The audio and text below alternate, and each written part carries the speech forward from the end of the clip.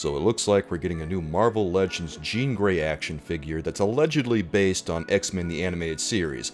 But is this one worth the money? Be sure you stick around until the end, Soulmates, because that's when we're going to talk about what X-Men action figures we want to see in this line next. If you support what I do, please click subscribe and hit the bell for notifications so you don't miss a single video of mine when it comes out. And if you want to hang out with me and my Soulmates, I stream live on YouTube Fridays at 6 p.m. Eastern Standard Time. Well, the first thing I notice about Jean Grey, of course, is that she's recycled from the Jean Grey action figure that was included with that 3-pack with Wolverine and Cyclops. And I'm not really surprised by that. It's really what I expect at this point. So after seeing 5 of these toys, we kind of have a sense of what they're going to do next.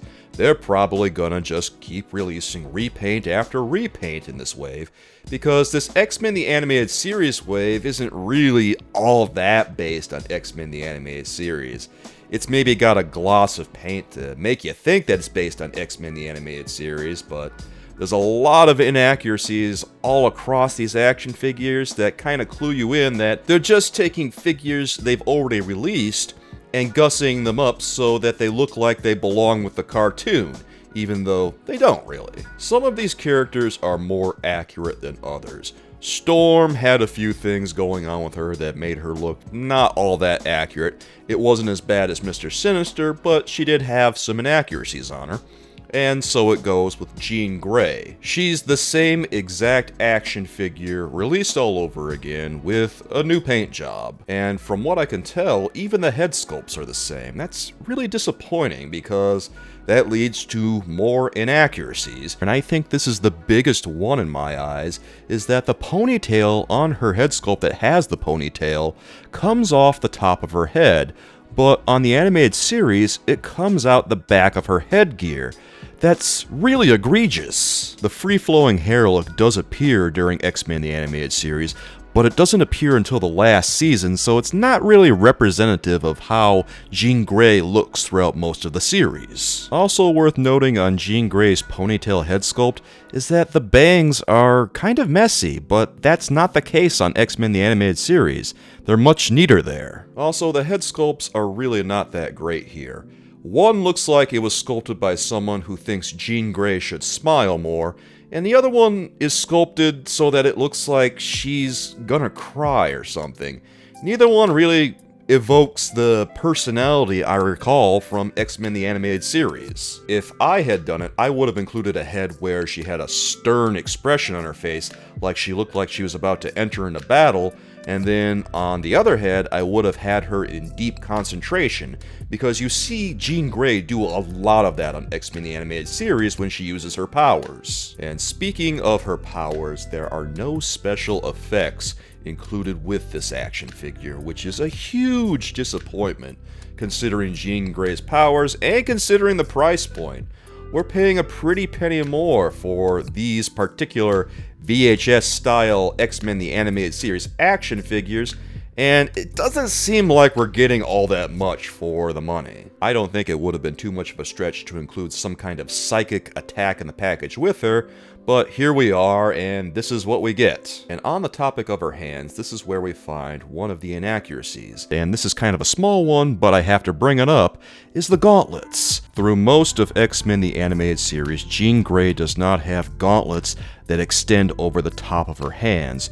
She has gauntlets that kind of end at her wrist, and then a sort of glove goes over the rest of the hand. Sometimes that glove covers the palm, sometimes it doesn't. It really depends on the episode we're looking at. But that piece on the gauntlet does not extend over the top of her hand until the last season of X-Men the Animated Series, and even then, she's not wearing gloves anymore during that season. And if we're going to talk about inaccuracies, let's talk about the belt.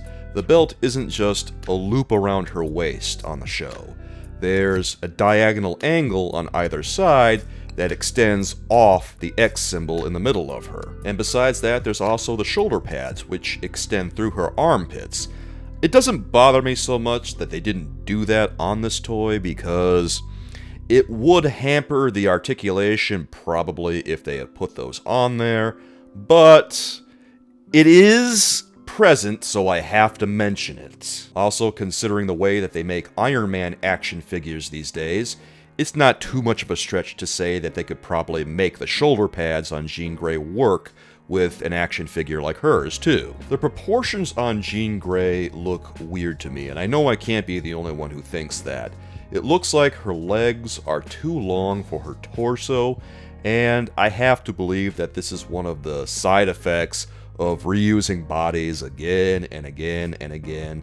When you recycle like that, eventually you're going to have mismatched parts. What it looks like to me is that she has the legs of a 5'7" female, but the torso of someone who's around 5'3". And I think what the problem is that the legs are specific to Jean Grey because I can tell they're molded with those Jim Lee pads on the side of her legs, so they tack those onto the standard female torso, and now it just looks weird. You can tell that mostly she's just the same standard female action figure because she still has those swivel elbows, and the rest of her looks exactly like most of the lady action figures that we've seen. And finally, we have to talk about the colors on Jean Grey.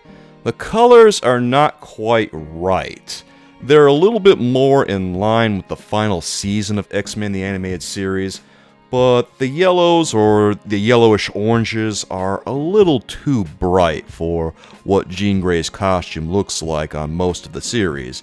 It's more of kind of a beige for most of the series, and even when it gets to the last season, it's more of a mustard color than this bright orange that we're seeing here. Is this worth the money? Well, not for me, because at $28, there's just not enough going on here for the money. We are indeed looking at a straight repaint of the love triangle Jean Grey.